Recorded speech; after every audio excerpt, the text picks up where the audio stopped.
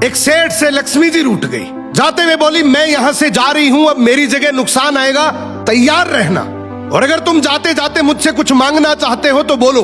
सेठ बहुत समझदार था, बड़ी विनम्रता से बोला, माता नुकसान आ रहा है तो आने दीजिए, बस मुझे आप एक वरदान दीजिए कि मेरे परिवार में हमेशा सुख शांति बनी रहे।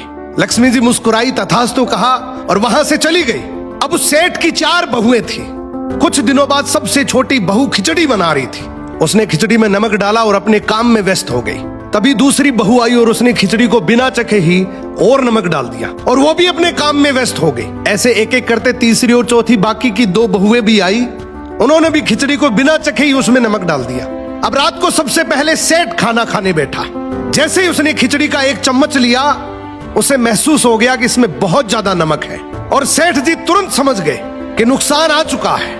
किसी से कुछ नहीं कहा, चुपचाप खिचड़ी खाई और चला गया। अब सेठ के बाद खाना खाने की बारी आई सबसे बड़े बेटे की। बेटे ने खिचड़ी का 1 निवाला लिया। उसने परिवार वालों से पूछा, पिताजी ने खाना खा लिया? उन्होंने कुछ कहा? तो बाकी सबने जवाब दिया, हाँ पिताजी ने तो खाना खा लिया, लेकिन किसी से कुछ नहीं कहा। तो बड़े बेटे ने भी चुपचाप खिचड़ी खाई और चला गया। ऐसे ही करके परिवार के बाकी सारे सदस्य एक एक करके आए, अपने से पहले वालों के बारे में पूछा, कुछ नहीं कहा, चुपचाप खिचड़ी खाई और चले गए।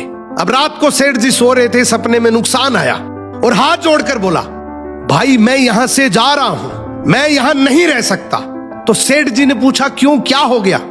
नुकसान बोला, तुम सबने मिलकर 1 किलो नमक खा लिया, पर मजाल है कोई किसी पर नहीं चिल्लाया, किसी ने गुस्सा नहीं किया, सब शांत रहे। अब जिस परिवार में इतनी सुख शांति हो, आपस में इतना प्यार हो, वहां पर मैं नहीं रह सकता। निष्कर्ष कि जिंदगी है तो उतार चढ़ाव, दुख सुख, फायदा नुकसान सब चलता रहेगा, लेकिन जिस परिवार में आपस में लोगों में प्यार है, सुख शांति है, छोटे में आदर, बड़े में बड़प्पन है, उस परिवार का कोई नुकसान, कोई आपदा कुछ नहीं बिगाड़ सकती।